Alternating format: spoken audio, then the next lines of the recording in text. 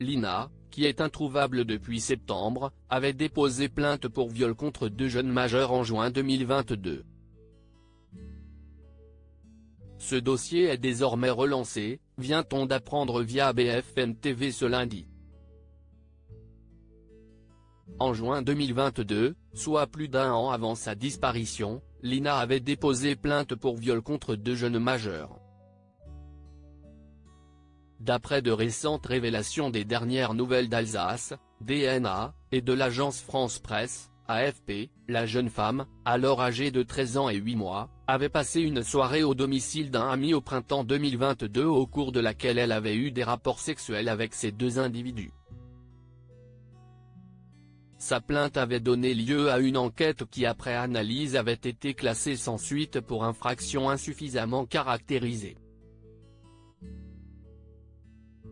Si est-il l'absence de preuves complémentaires qui aurait poussé le parquet à prendre cette décision. Mais ce lundi 22 janvier 2024, BFM TV a appris de sources judiciaires, confirmant les informations de RTL, que le parquet a décidé de réexaminer cette plainte.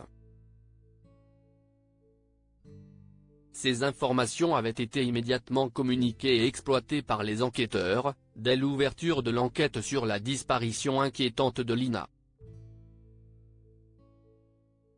Disparition de Lina, ces pistes qui n'ont rien donné. Pour rappel, l'adolescente est portée disparue depuis le 23 septembre 2023. Ce jour-là, elle a quitté son domicile situé dans le Bas-Rhin, à Plaine, pour marcher jusqu'à la gare de Saint-Blaise-la-Roche afin de se rendre à Strasbourg en train et de retrouver son petit ami Tao. Mais elle n'est jamais parvenue à atteindre sa destination. Elle n'a plus donné aucun signe de vie depuis et l'enquête pour enlèvement et séquestration se poursuit. L'objectif étant donc de déterminer le coupable de cette disparition, s'il y en a un. Dernièrement, l'histoire d'un prédateur sexuel connu dans la région est sortie, mais cette piste n'a visiblement rien donné. Les gendarmes sont déjà allés le voir. Ils ont vérifié son alibi. Il était apparemment chez lui au moment de la disparition de Lina, ont récemment indiqué nos confrères du Nouveau Détective concernant cet homme, en recueillant le témoignage de Sandra, la cousine de Benjamin H., un ancien petit ami de Lina décédé 8 jours après sa disparition. Le flou est donc toujours total.